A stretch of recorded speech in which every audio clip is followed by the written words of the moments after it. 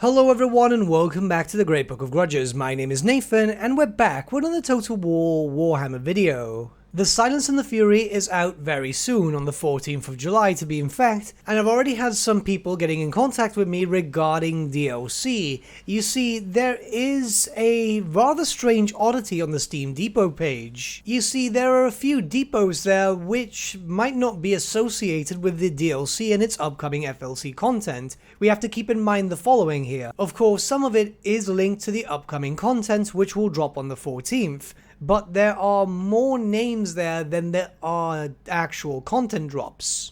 Keep in mind, the content drops we're waiting for are the following. Of course, the Silence and the Fury, the next DLC. The Ogre Mercenaries, which are available in Total War Access. The Great Bray Shaman, also available in Total War Access. And finally, Forik Ironbrow, which is a regular FLC Lord, which you can download from the Steam page on the 14th. That's 4 pieces of content. Now if we look at the branches once again, there are a few more, which could point out to a number of different things in all honesty. It could be that Creative Assembly had another DLC planned but had to scrap it. They did mention, I believe, in a blog post that this, the Silence and the Fury I'm referring to of course, is the send-off that Warhammer 2 deserved. But they could have had something planned out in case they wanted to do something else or they had the time, but obviously with the pandemic being a bit of an issue and of course them working on Warhammer 3, maybe they had to get shelved for another day?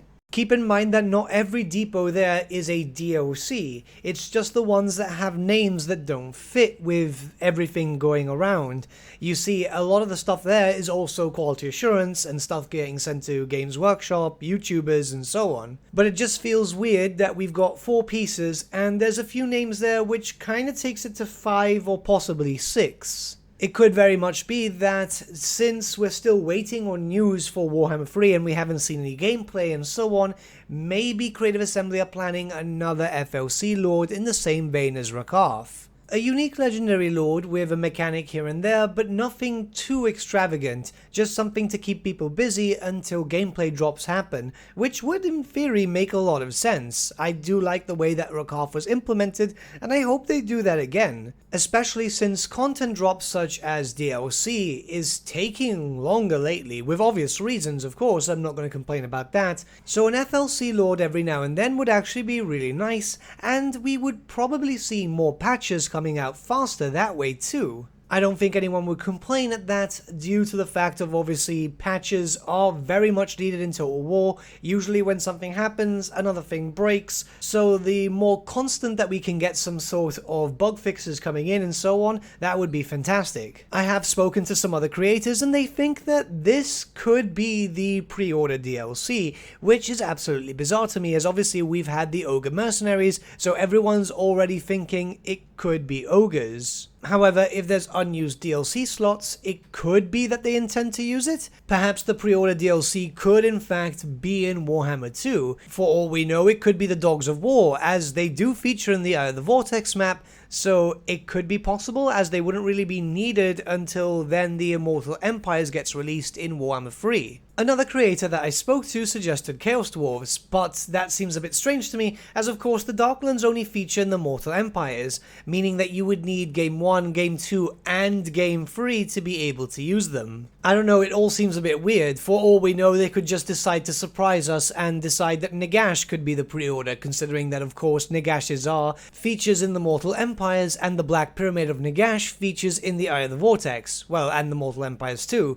so there's already 2 possible start positions, but I very much doubt that. Nagash is a very big character and I doubt that they'll bring him too early in the lifespan of Warhammer 3, or even just before, as that would take away the focus from the demons for a decent amount of time. Jumping in with a quick edit here, as it seems that Creative Assembly have posted some sort of teaser regarding a member of the Yogscast who is very well known in the Warhammer community for dressing up like Boris Todbringer and going on a famous tirade regarding Khazrak One-Eye. It's a pretty fun skit, to be honest. I've had some people messaging me thinking that this could be some sort of surprise FLC, but I very much doubt that, as it just seems way too out there for Creative Assembly to bring something out as a surprise like that. We've already been heavily promoting a DLC and the FLC, and I don't think that they're just gonna bring something out of the blue. In fact, don't get me wrong, I honestly think that Creative Assembly should have had Boris Todbringer as a Legendary Lord now,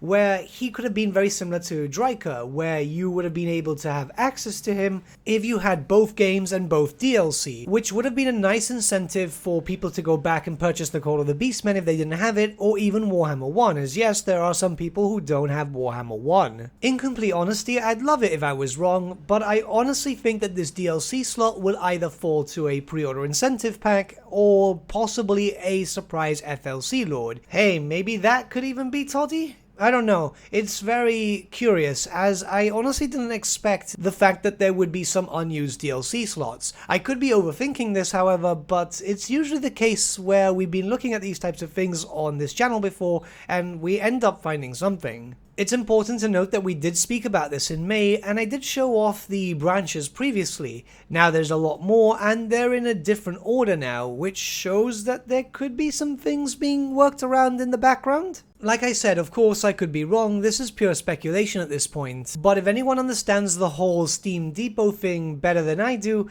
please leave a comment below with your understanding of such things, because I'm honestly drawing a blank. It just seems that there might be something there. And what do you guys all think? Do you think this is for the pre-order incentive? Do you think it's for an FLC? Or just some scrap project that will never see the light of day? Let me know your thoughts in the comments below, and let's start a bit of a discussion. But with that, my friends, we've come to the end of our video. Thank you so much for watching. If you did enjoy the video, might I suggest giving the video a like, or even subscribing to the channel, as it really does help us out.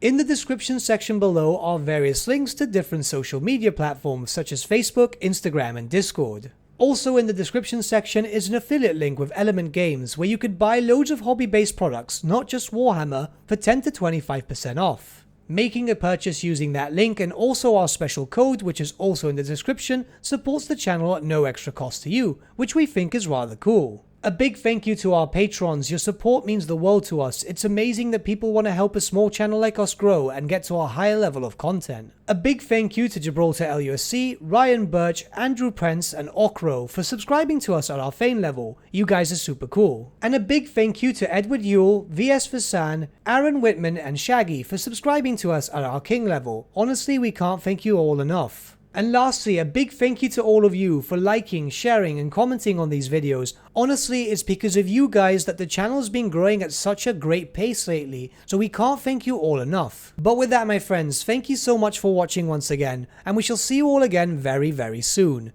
Have a good day.